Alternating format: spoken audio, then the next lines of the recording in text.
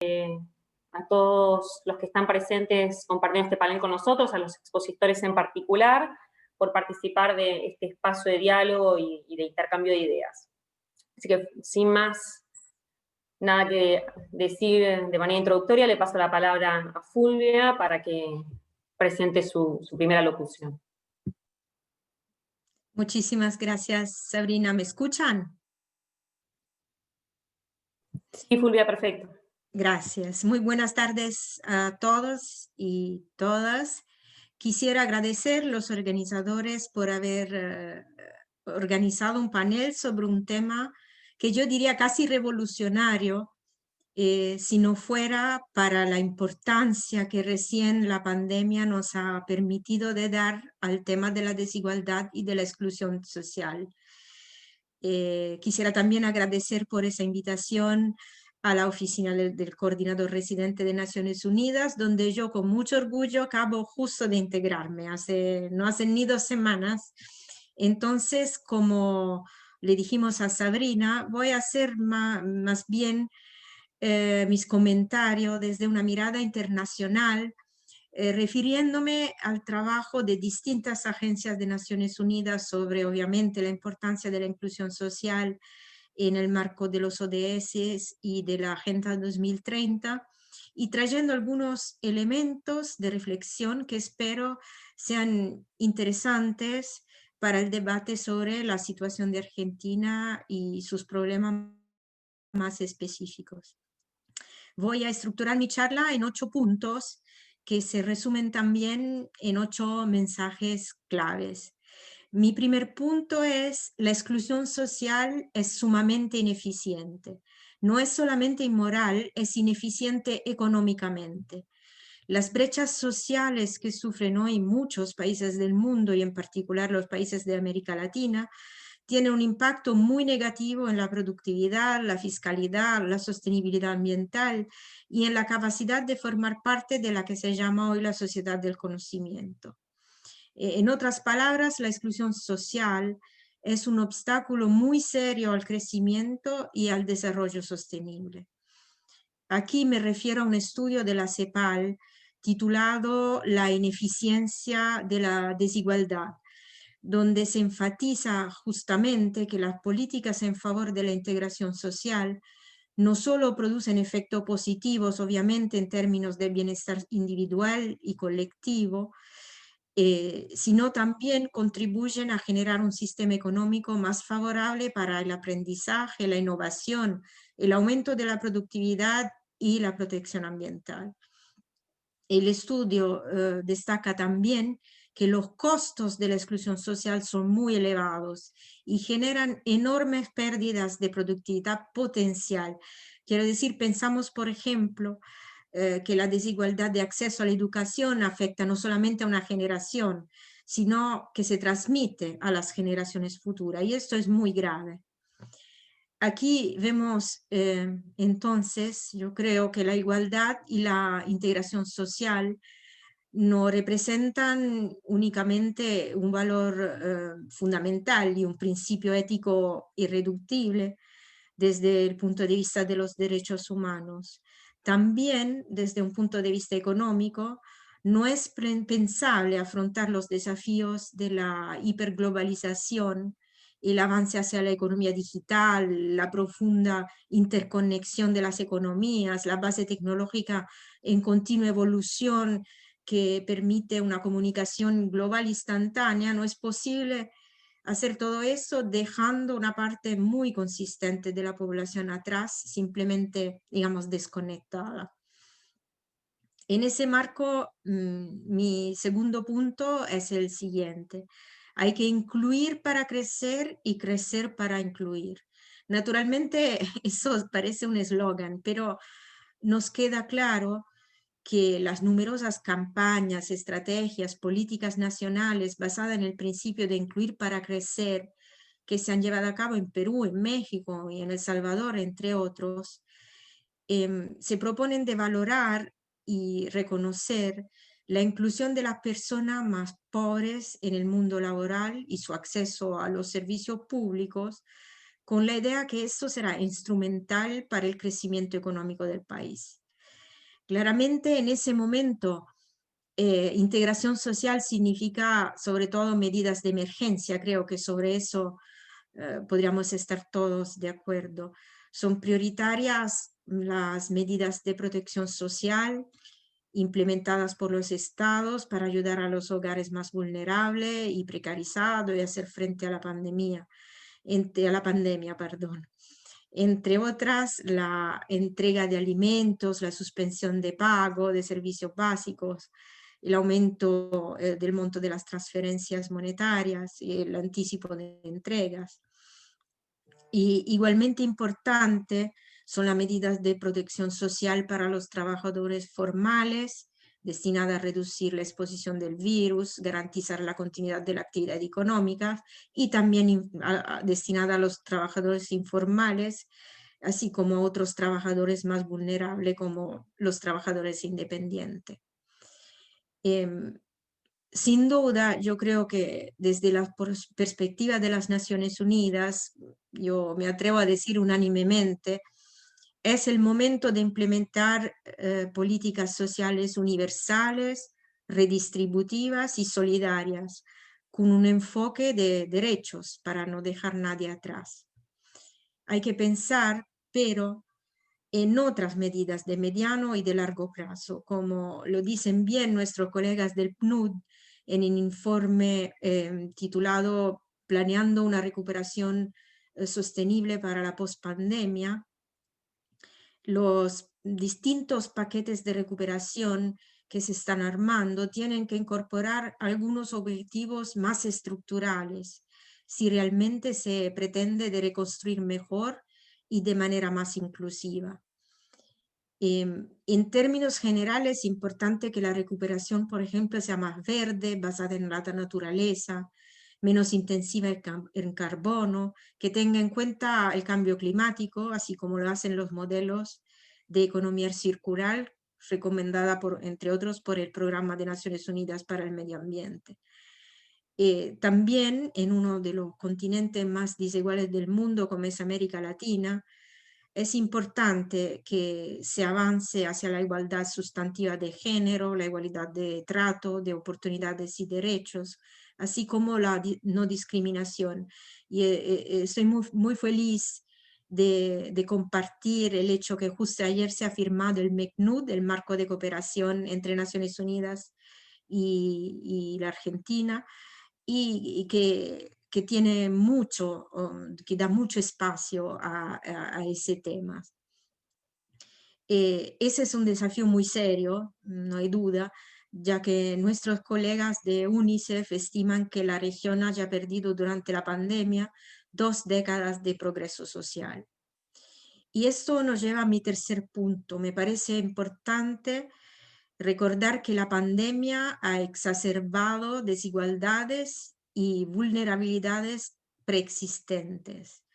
Eso ya se escucha mucho, yo sé que no es una novedad, sabemos que la pandemia ha tenido un impacto sin precedentes en toda parte del mundo, pero hacia fines del 2019 América Latina llevaba ya más de una década de crecimiento económico y eso ya comenzaba a traducirse en aumentos de desempleo, de la pobreza y de la desigualdad. ¿Por qué eso es tan importante? A mi aviso, por 2 razones fundamentales. En primer lugar, quiero decir por qué es importante recordar que la pandemia ha simplemente exacerbado vulnerabilidades preexistentes. En primer lugar, es importante porque la pandemia ha permitido al Estado de volver a tener un rol fundamental, un rol que antes de la pandemia era casi imposible reivindicar. En inglés se diría que finalmente the state is back. Hoy en día, afortunadamente, se ha creado un consenso casi unánime a nivel internacional que el proceso de transformación que estamos viviendo requerirá más presencia del Estado y de un mejor Estado. Un Estado que promueva una política de inclusión social y prevenga la erosión de la sociedad como resultado de la exclusión y de la pobreza, que es lo que estamos viendo desafortunadamente en ese momento. En segundo lugar, la pandemia ha revelado la inutilidad de la resistencia al uso de la expansión fiscal como estímulo al crecimiento, algo que se sabía desde antes, pero siempre ha generado muchos conflictos a nivel intelectual y político.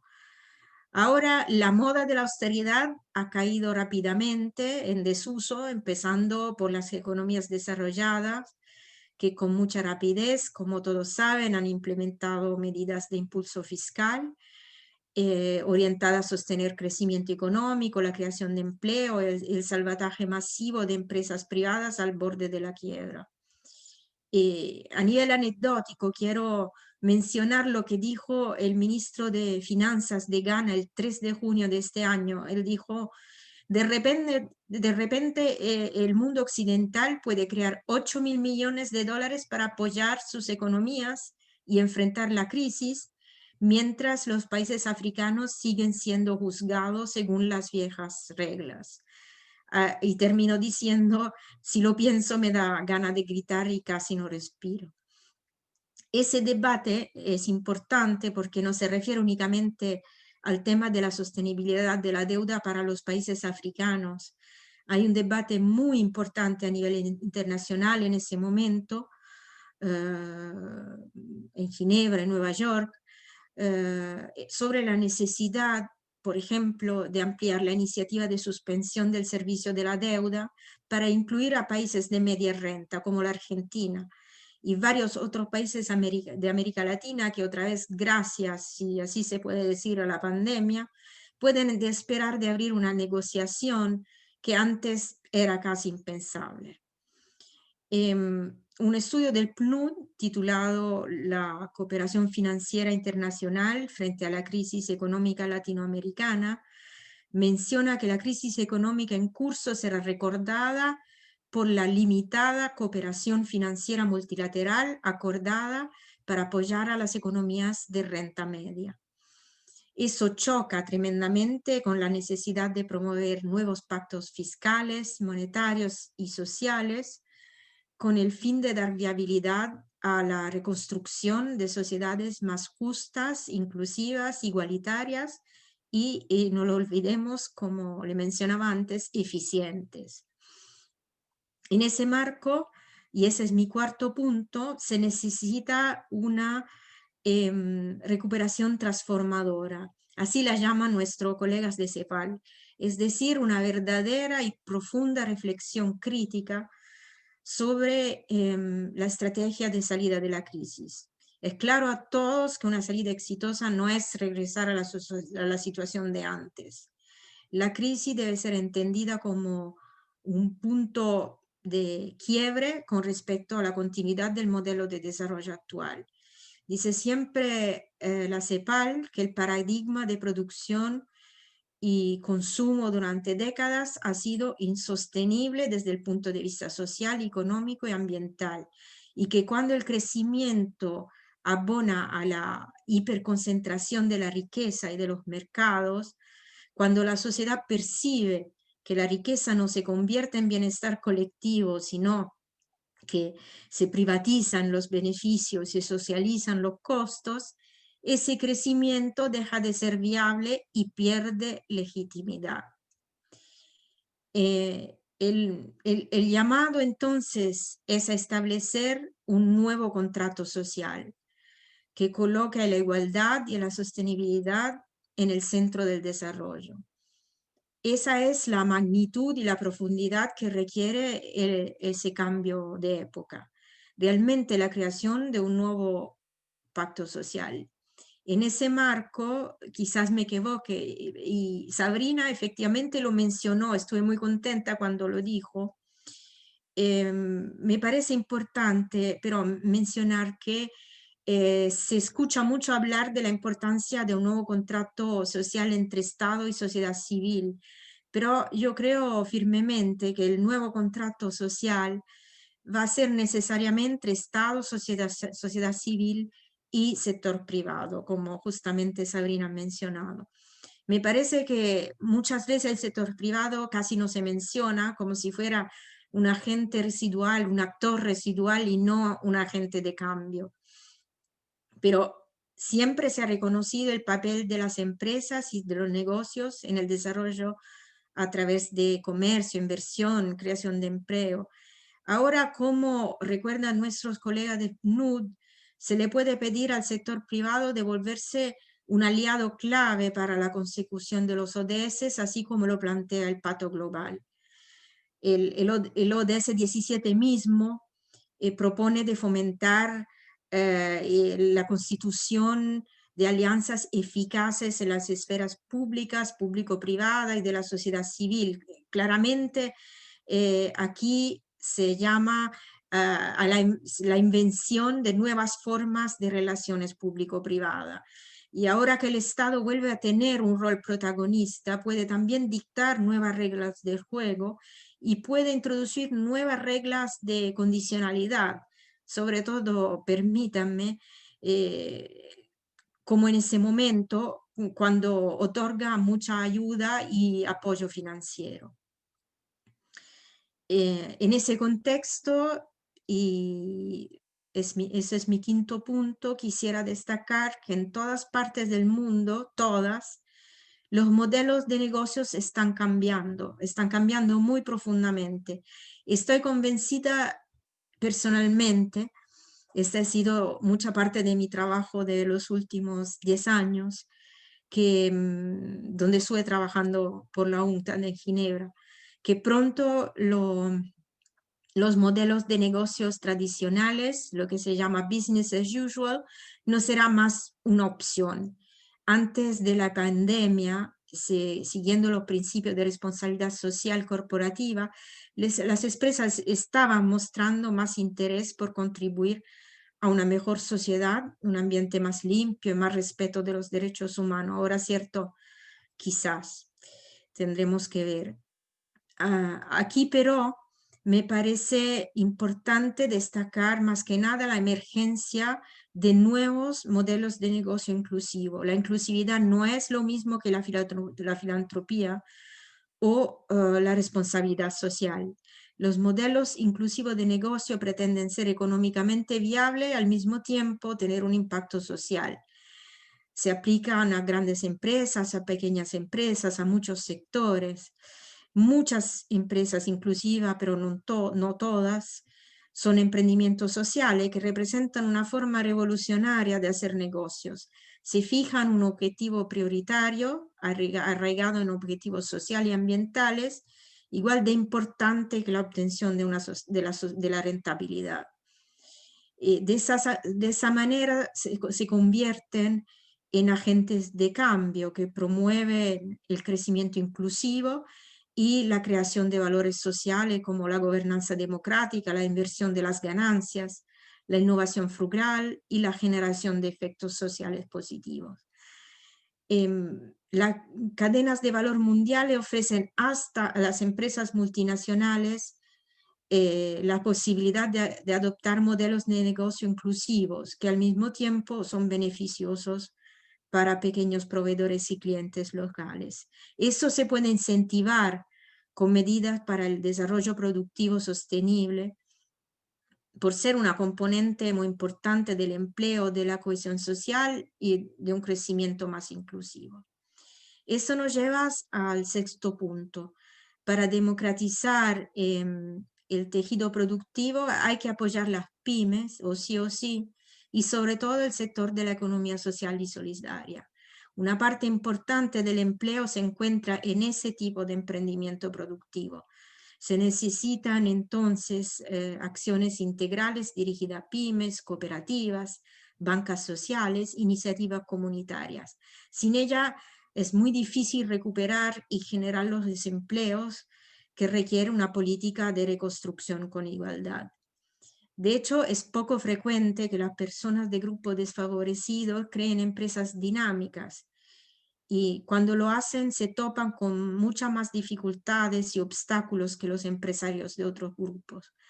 El Centro para el Comercio Internacional, el ITC, menciona, por ejemplo, que las mujeres tienen menos probabilidades de crear pymes exportadoras exitosas que los hombres. Y también las empresas dirigidas por jóvenes, migrantes, sufren de limitaciones estructurales. Al fomentar el emprendimiento inclusivo, los países no solamente pueden activar las aptitudes empresariales de un grupo más amplio de personas, sino también pueden ayudar a quienes ya tienen empresas a desarrollar mejor su potencial.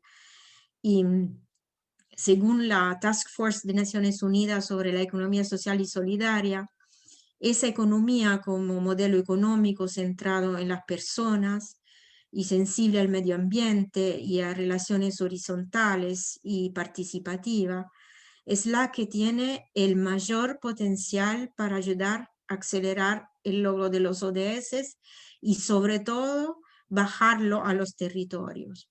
Por esa razón se merece toda la atención de las políticas públicas. Y en ese sentido, y ese es mi séptimo punto, coincido con lo que afirma la OIT, la Organización Internacional del Trabajo, es decir, que no hay posibilidad de salir de la crisis si no hay mejoras en el mercado del trabajo.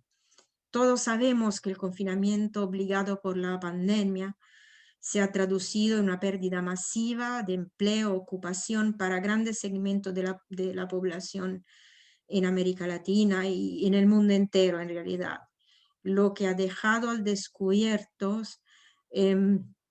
importantes brechas en términos de derechos laborales, trabajo decente, ingresos adecuados y jubilaciones dignas. Como dijo el director general de la OIT el 1 de mayo de este año, desde 2020, cuando regresemos a la normalidad, necesitaremos una nueva normalidad más sostenible, más inclusiva y que resuelva las injusticias y la precariedad del mundo del trabajo actual. Frente a ese desafío, la OIT propone de establecer la protección y generación del trabajo decente en los planes de fomento y recuperación, de crear acuerdos nacionales a favor de la formalización laboral y de acordar políticas contra la precarización del trabajo y del empleo, lo que estamos viendo más y más. Además, la OIT estima que es sumamente importante atender a los desafíos actuales que enfrentan las familias y mayoritariamente las mujeres, quienes todos sabemos son las más afectadas por la crisis, para resolver sus necesidades de cuidado familiar y comunitario. Y también avanzar en el establecimiento de una sólida institucional del diálogo social sobre la base de un nuevo pacto que tenga como centro las personas y como objetivo la justicia social. Mi último y muy breve punto se refiere entonces a la necesidad de hacer todo lo que se puede para evitar otra década perdida. Se oye mucho en muchos lados, entre ellos acaba de mencionarlo la UNCTAD en su informe anual sobre el comercio y el desarrollo 2020, que una década perdida de crecimiento es una perspectiva plausible sin una respuesta a la crisis urgente, concertada y sostenida a nivel mundial. Eso es importante, yo lo creo firmemente, porque es probable que las políticas de austeridad basadas en restricciones fiscales regresen poquito a poquito con los primeros signos de recuperación. Es necesario, y aquí termino, que la cooperación internacional contribuya a potenciar los esfuerzos de los países de renta baja, naturalmente, y de renta media, lo vuelvo a decir, y de renta media, para enfrentar la pandemia y reactivar la economía, por la simple razón que podemos decir que el desarrollo o será inclusivo, sostenible y o no será. Gracias. Muchísimas gracias, Fulvia. La verdad que muy interesante tus palabras. Ya al final del panel vamos a hacer una reflexión. La verdad que ahora sí le paso la palabra a María. Bueno, muchas gracias, Sabrina, y a todos y todas las organizadores por la posibilidad de compartir este espacio y este tiempo hoy acá. Fulvia, la verdad que un gusto escucharte, creo que hay muchísima coincidencia en en todo lo que has planteado. Yo hoy lo que quisiera compartir es una búsqueda y el camino que venimos recorriendo en la Ciudad de Buenos Aires en materia de integración y desarrollo, un tema que para nosotros es bien importante y central para cualquier modelo de crecimiento y de desarrollo. Este es un modelo al que, por supuesto, está en camino y que va siendo mejorado a lo largo del avance, que creemos que ha sido significativo en los últimos 4 años y estamos convencidísimos también de que nos falta muchísimo por profundizar y tenemos el compromiso de así seguir haciéndolo. Nosotros entendemos la integración de los barrios populares como una política central y entendemos la integración como un primer paso hacia la creación de un modelo de desarrollo virtuoso. Lo que nosotros creemos, y cuando arrancamos con toda esta experiencia, con todo este proceso, es que la integración tiene como distintos componentes. Y digamos un modelo que fue construido también de la mano de los vecinos, las vecinas de los barrios, los referentes, muchas organizaciones, la iglesia, y del cual la verdad estamos orgullosos y sobre todo comprometidos a seguir. Y este modelo, primero nosotros hacemos mucho hincapié en que la palabra que nos gusta usar es la palabra de integración, porque entendemos que en los sectores populares, primero hay mucho valor por reconocer, y que en esta dinámica la ciudad tiene para ganar en el encuentro con los barrios y los sectores populares. Entonces, nos gusta hablar siempre de esto porque creemos que marca un camino, creemos que la urbanización es un componente dentro de un proceso muchísimo más amplio, importantísimo y central, pero que la integración supone y esconde una perspectiva de encuentro, de distintas miradas que se encuentran y que dan posibilidad a identidades nuevas que son tan necesarias en una ciudad como la de Buenos Aires. Entonces, a partir de esta mirada, nosotros creemos que el modelo tiene como 3 partes fundamentales. Por un lado hablamos de la integración habitacional, de la segunda parte de la integración urbana y tercera parte de lo que es la integración socioeconómica. Y hay 2 componentes también fundamentales que para nosotros son garantía y absolutamente indispensables. El primero tiene que ver con reconocer la identidad cultural de cada uno de los barrios en los que estamos trabajando, que si bien hay algunos componentes que son comunes en cada uno, hay otros que son bien distintos, y no es lo mismo el barrio 1114 que el barrio 2124, o que el barrio 31, o que Rodrigo Bueno, o que Fraga. Hay distintas tradiciones, distintas culturas que fueron creciendo, instalándose allí, y por eso para nosotros el rol del Estado en estos procesos tiene que ver con reconocer toda esta existencia, garantizar derechos, por supuesto, para a partir de reconocer esta identidad, potenciarla y poder darle voz para que pueda crecer. Por eso también el segundo componente que es bien importante en este modelo de trabajo que hemos planteado, tiene que ver con diseñar metodologías participativas que pongan en el centro de estos procesos a los vecinos y a las vecinas, que puedan ser protagonistas de esta transformación, y así trabajar de la mano de ellos, de los referentes, de toda la comunidad barrial, quien tiene que ser decisora activa en la construcción de este proceso. Y de nuevo esta idea de un Estado que acompaña, de un Estado que empodera, de un Estado que da voz, y no al revés de un Estado quizás que viene desde arriba y que impone una mirada, sino un Estado más bien que trabaja codo a codo junto a las comunidades para ayudar a que éstas puedan crecer y desarrollarse. Entonces, en este sentido, los últimos 4 años en la ciudad venimos avanzando en distintos barrios. Por un lado, hemos diseñado, como les contaba, esta mirada de que los barrios tienen que estar pensados e integrados a la trama urbana de la ciudad en un montón de componentes. Por supuesto, en el acceso a todo lo que son los servicios básicos de agua, cloaca, electricidad, pluviales, que el Estado tiene que hacer la inversión. Y después también estos servicios tienen que estar pensados en la clave general de la ciudad, tienen que tener el mismo estándar que otros barrios de la ciudad, lo mismo con la basura, con el mejoramiento y la cantidad de espacio público disponible, el ancho de las calles, pensar los barrios en el entramado urbano y en la integración posible en tanto a los servicios, a la circulación y a lo que tiene que ver también con el potencial económico, que es algo que después quiero también profundizar. El segundo tema tiene que ver con profundizar esta integración habitacional, que nosotros la fuimos resolviendo a través, por un lado, de la construcción de viviendas nuevas, que son las que nos permitieron mudar a las primeras familias para poder luego hacer las aperturas de calles que eran necesarias para poder hacer las conexiones de infraestructura, para así garantizar la conexión de servicios de todas las vecinas y las vecinas del barrio. Y después estamos diseñando todo un programa de mejoramiento de vivienda para poder garantizar condiciones mínimas de habitabilidad y seguridad en la tenencia para todos los vecinos y las vecinas a través de la intervención de las viviendas que quedan en los macizos. La verdad que en los últimos 4 años hemos hecho una inversión de 26.000 millones de pesos en varios de estos barrios, principalmente en el barrio 31, en el barrio 20, en Fraga, en Rodrigo Bueno y en lo que tiene que ver con el camino de Sirga de la 21-24, para poder dar pasos concretos en estos procesos. Hemos construido más de 6.000 viviendas, beneficiando de manera directa a casi 125.000 vecinos, abriendo también calles y conectando a todos estos servicios.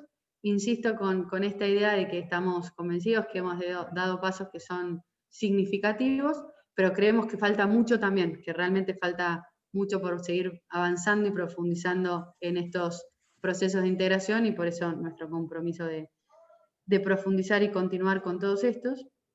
Y el tercer componente al la cual estamos trabajando tiene que ver con pensar la integración socioeconómica de estos barrios, que el Estado haga esta primera inversión en infraestructura, en desarrollo, para pues potenciar todo el tejido productivo.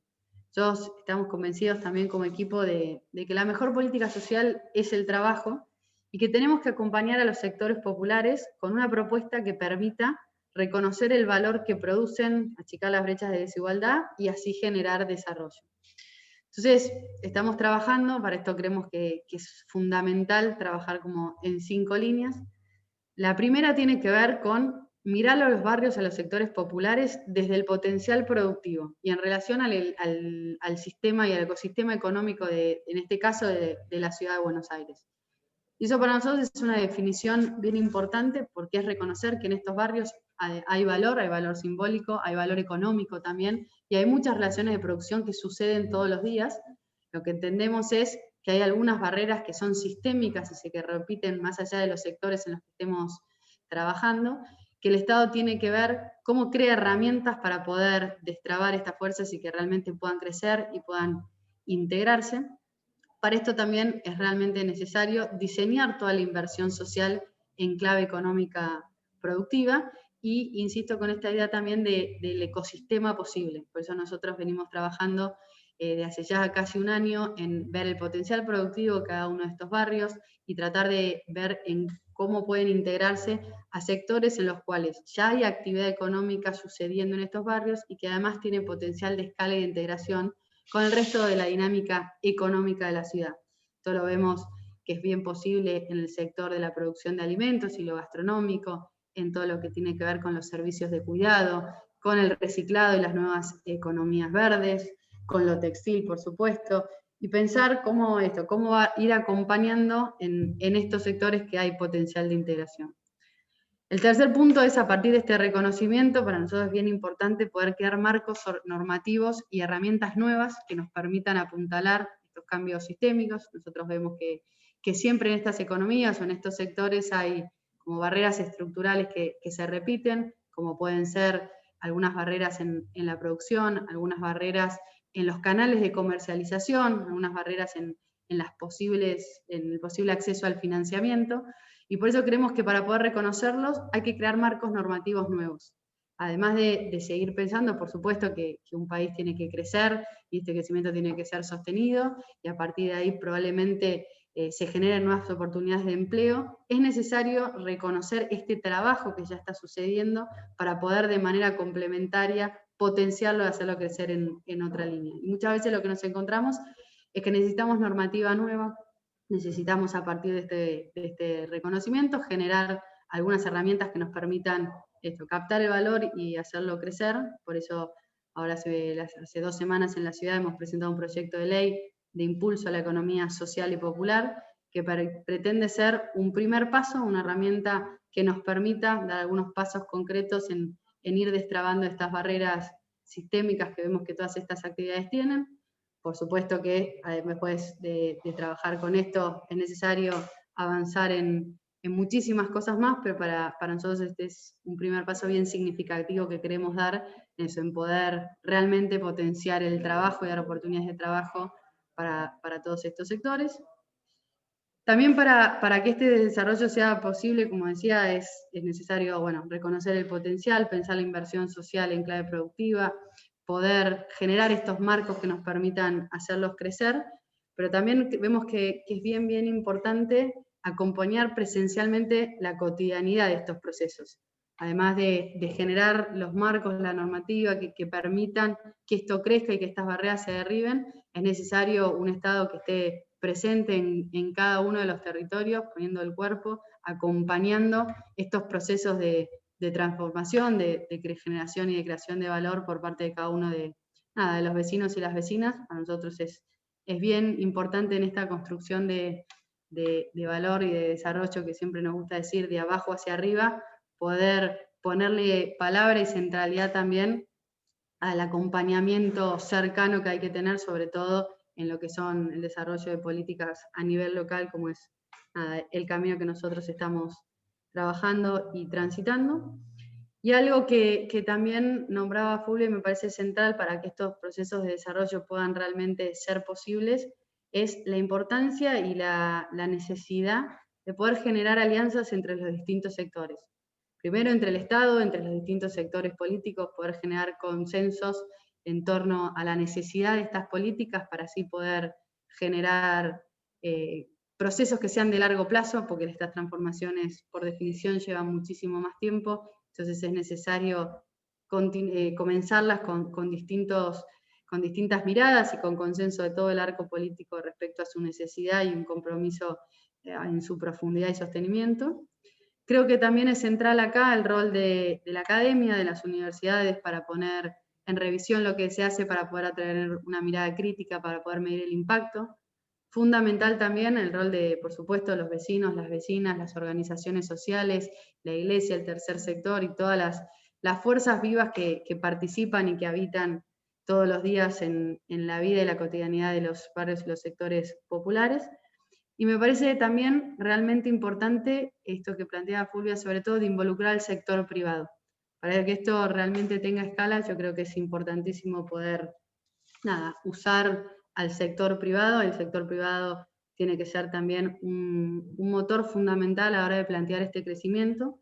Pero así como tengo esta convicción, creo que es necesario también construir un nuevo modelo de desarrollo. Creo que tenemos que poder plantear este nuevo pacto social del que tanto se habla y que es tan necesario, necesariamente involucra redefinir qué entendemos por desarrollo hoy en el siglo XXI. Yo creo que el concepto de desarrollo tiene mucho por repensarse, creo que de hecho ya está siendo repensado por distintos sectores de distintas maneras, en búsqueda de un sistema que tenga, primero, que no reproduzca desigualdad, que realmente sea inclusivo y nos permita ser parte a todos y a todas. Segundo, que incluya a las mujeres como nota fundamental también. Me parece que este es un aspecto importantísimo a la hora de pensar estos procesos. Que tenga relaciones y modos de producción que cuiden el medio ambiente. Creo que tenemos que realmente poner en el centro un nuevo modelo que cuide las relaciones con la tierra. Y a partir de la conjunción de estas distintas cosas, generar un modelo que al final del día lo que nos permita es también tener relaciones más humanas y así un camino de desarrollo que sea posible y sustentable en un mediano plazo. Como les decía, en la ciudad estamos dando pasos en este sentido, es un proceso que tenemos que profundizar, que queda muchísimo por seguir avanzando, tanto en materia de integración como en materia de desarrollo, donde estamos dando algunos pasos en esta línea en este momento. Es un proceso que hace varios años venimos recorriendo y que queremos seguir profundizando en el próximo tiempo. Agradezco mucho la oportunidad de compartir estos ámbitos, porque como planteaba recién, me parece realmente importante en temas que son tan estructurales, que son tan urgentes y a la vez tan necesarios, poder generar consensos entre distintas miradas. Por supuesto que habrá matices, y eso es lo rico también de la democracia y la discusión política, pero tenemos que encontrar pisos mínimos comunes que nos permitan construir un largo plazo, volver a poder soñar y proyectar con acuerdos para que realmente podamos dar pasos concretos que nos permitan avanzar en estos procesos para que al final del día cada una de las personas que habita estos lugares pueda estar mejor. Así que dejo acá, muchísimas gracias por la oportunidad y abierta a preguntas y al intercambio posterior. Buenísimo, María, te agradezco mucho. La verdad que es muy interesante también tu exposición. Después al final vamos con preguntas, algún comentario. Ya lo veo conectado al Chino, así que Chino, si estás y me escuchás, te cedo la palabra.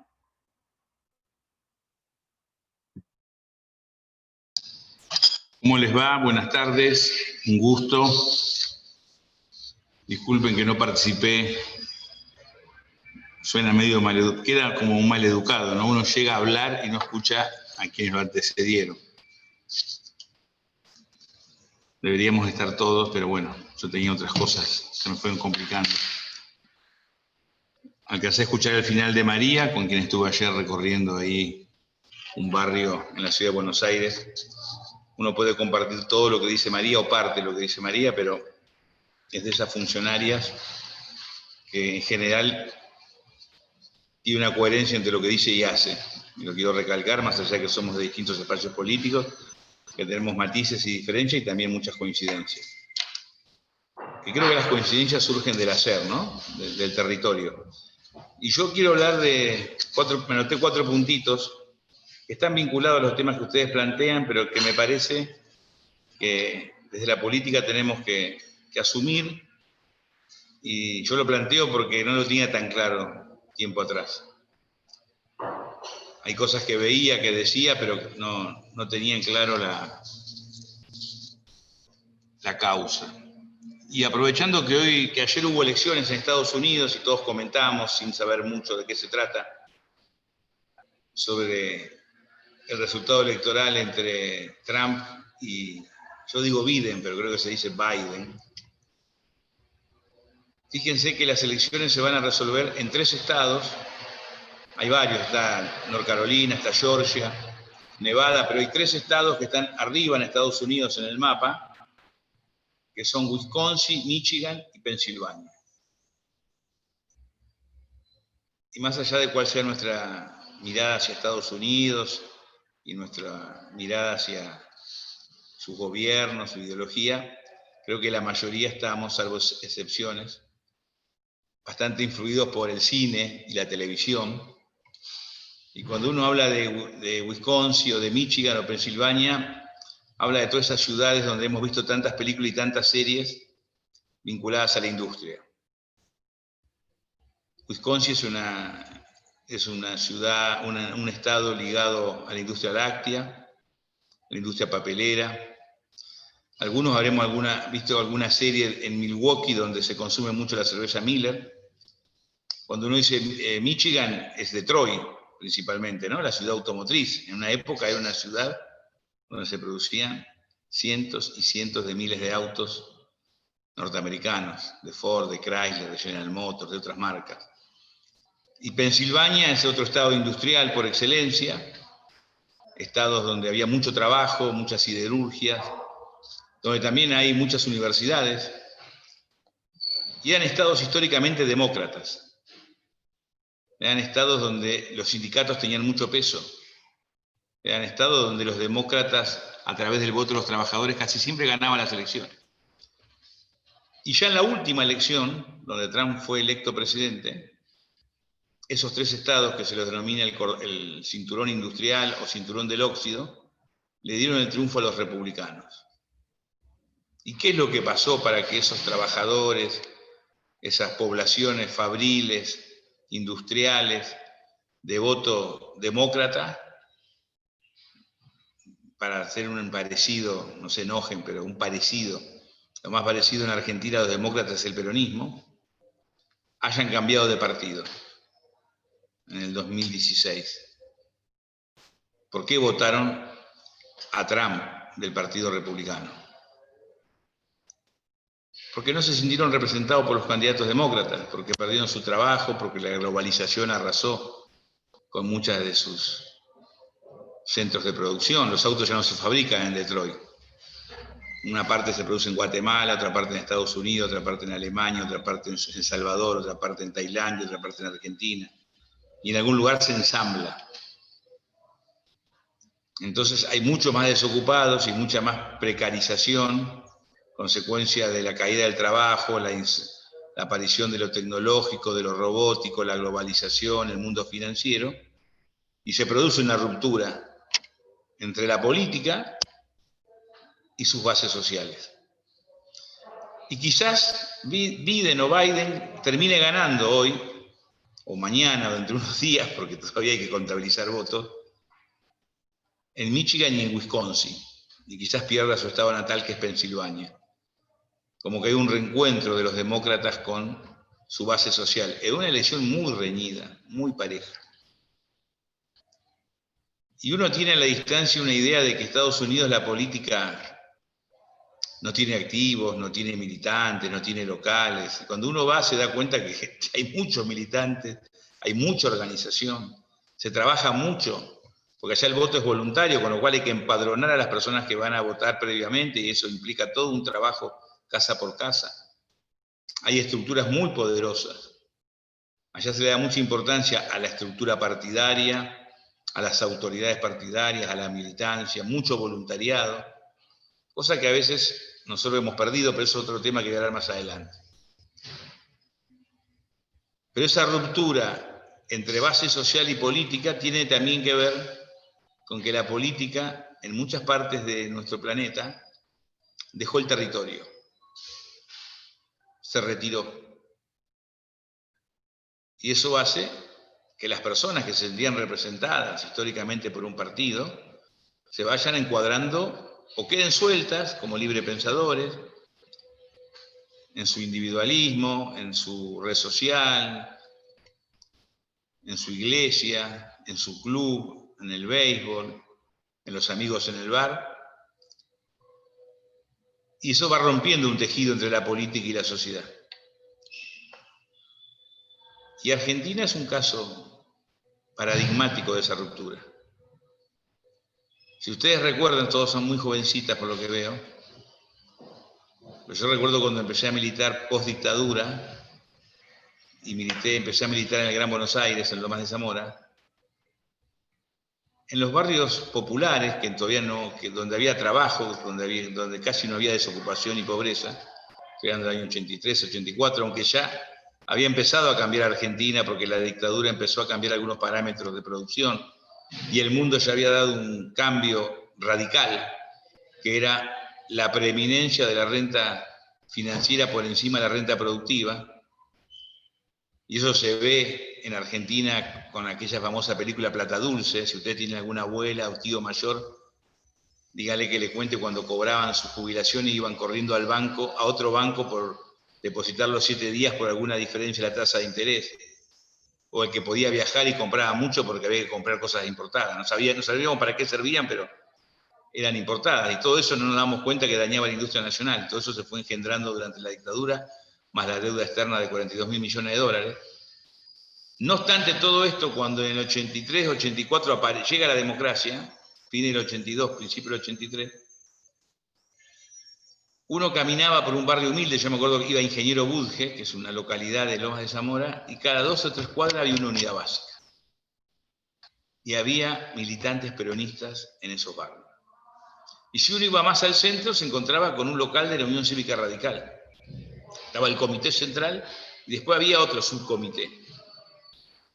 Y había locales del Partido Intransigente y del Partido Comunista y del Partido Socialista.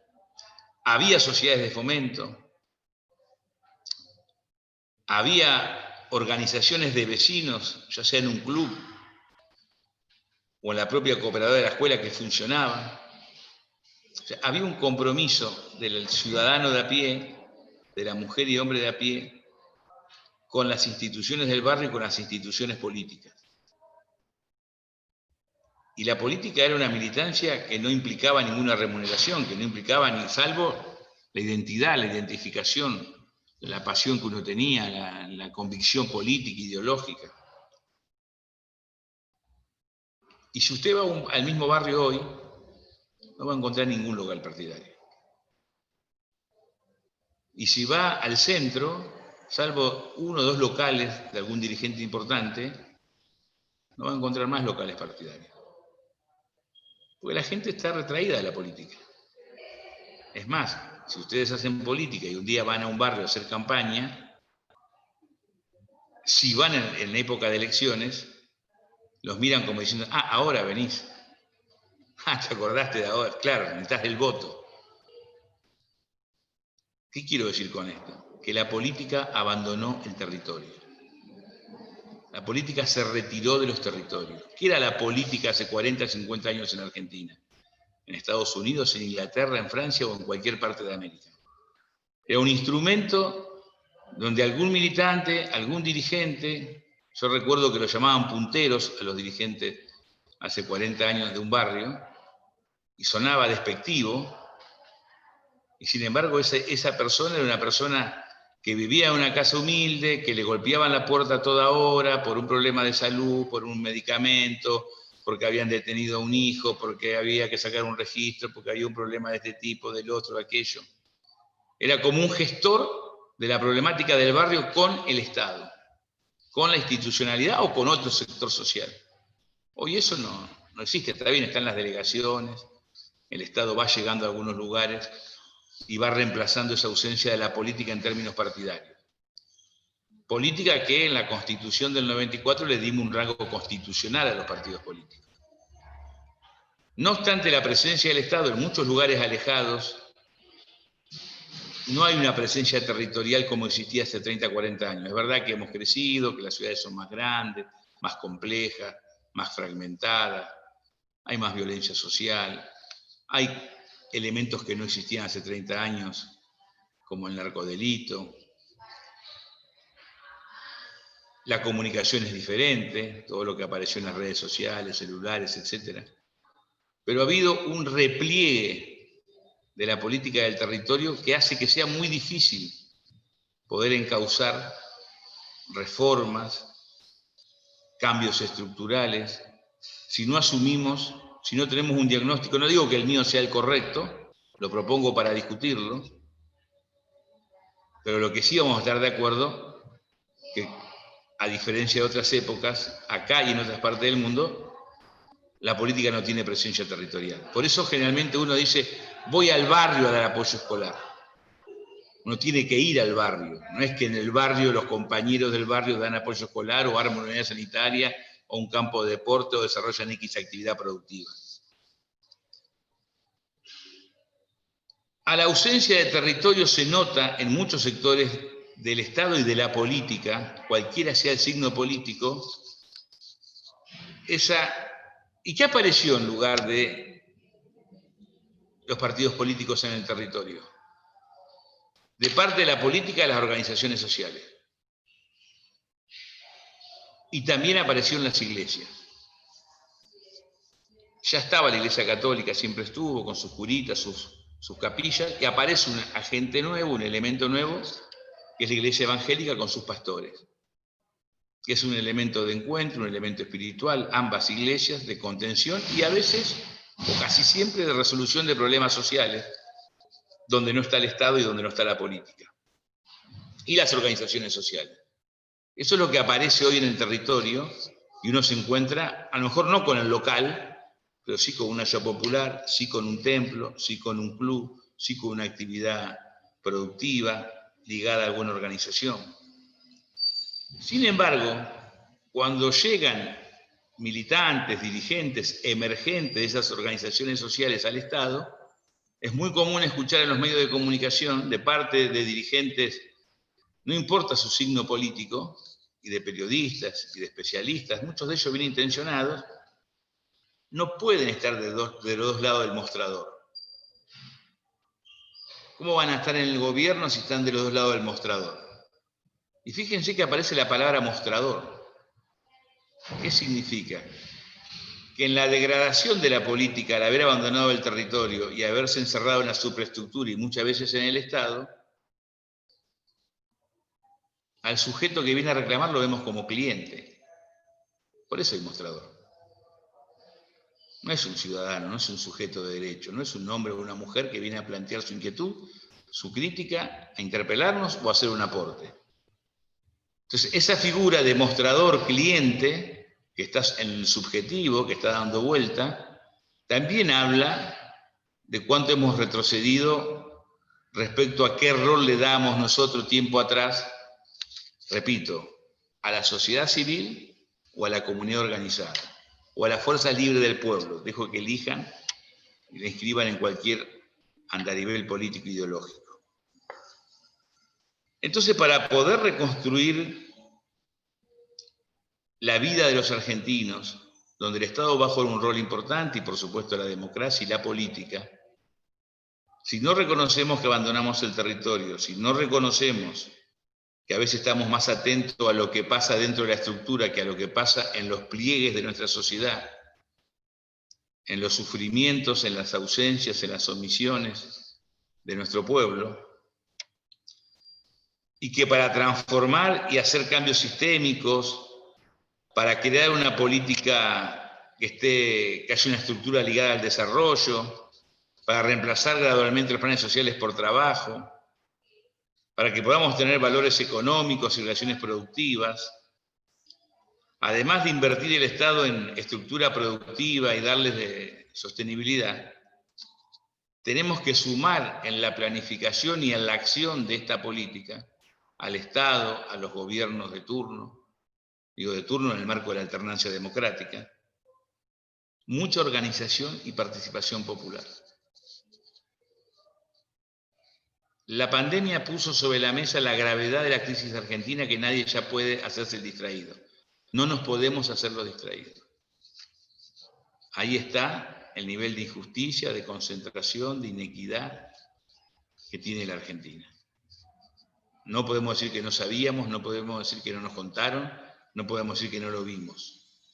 ¿Se puede resolver? Sí se puede resolver. Se debe resolver. Se requiere de un gran acuerdo entre fuerzas diferentes, entre intereses económicos contradictorios, entre ideas políticas diversas, pero que podamos pensar algunas cuestiones en común. Por ejemplo, el bien común.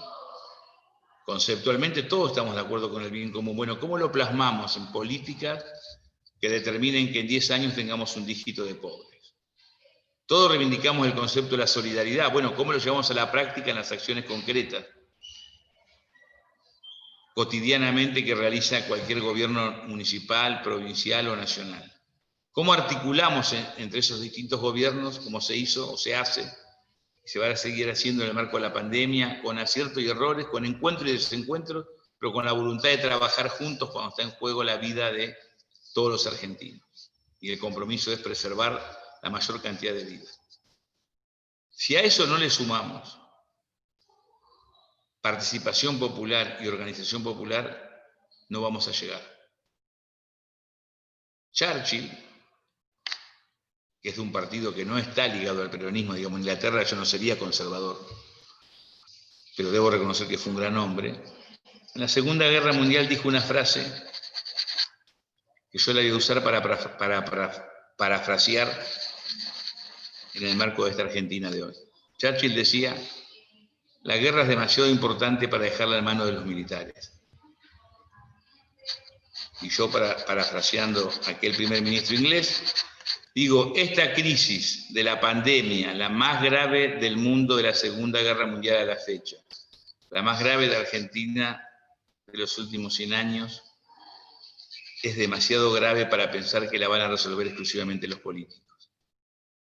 Los políticos debemos jugar un rol importante y ponernos a la altura de las circunstancias, pero sin participación y compromiso popular es muy difícil construir un nuevo contrato social donde el Estado, los sectores privados y la sociedad en su conjunto modifique la realidad para que Argentina definitivamente en un proceso de 10, 20 años sea una Argentina justa, equitativa, digna de ser vivida, y que sepamos todos que mañana va a ser mejor que hoy y que a nuestros hijos le va a ir mejor que a nosotros y que a nuestros nietos le va a ir mejor que a nuestros hijos. Muchas gracias.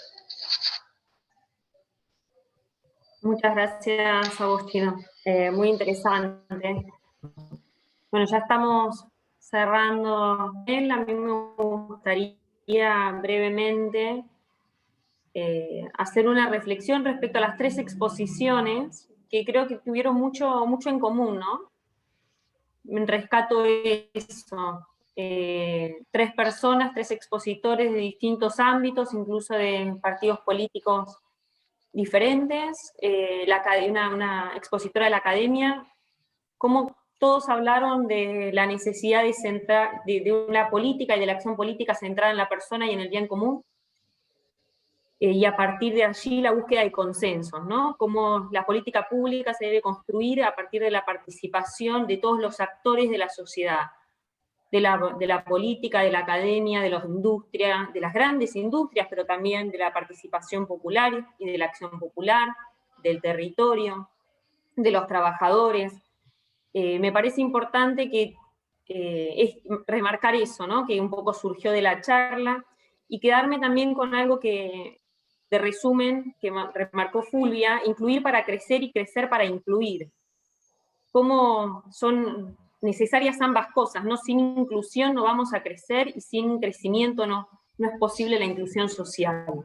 Y cuando hablo de desarrollo y de inclusión, hablamos de desarrollo económico, pero que también tiene que ver con un desarrollo económico sostenible, de participación de las mujeres, como destacó María, en la política pública y en la toma de decisiones.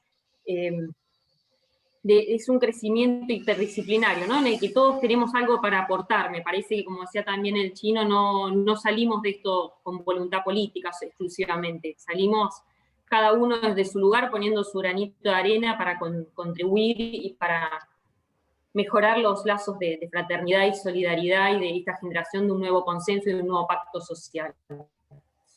Entonces, me parece que si trabajamos todos en ese sentido, cada uno desde su lugar, vamos a poder hacer lo posible. Yo la verdad es que nada más que agregar. Los vuelvo a agradecer a cada uno de ustedes. En virtud del horario, la verdad es que yo no abriría preguntas, sé que están todos muy ocupados, así que, y estamos en horario laboral, con lo cual digo, los dejo seguir cada uno con sus obligaciones, y les vuelvo a agradecer a los expositores, a los que estuvieron presentes, y a Flaxo en particular. Muchísimas gracias.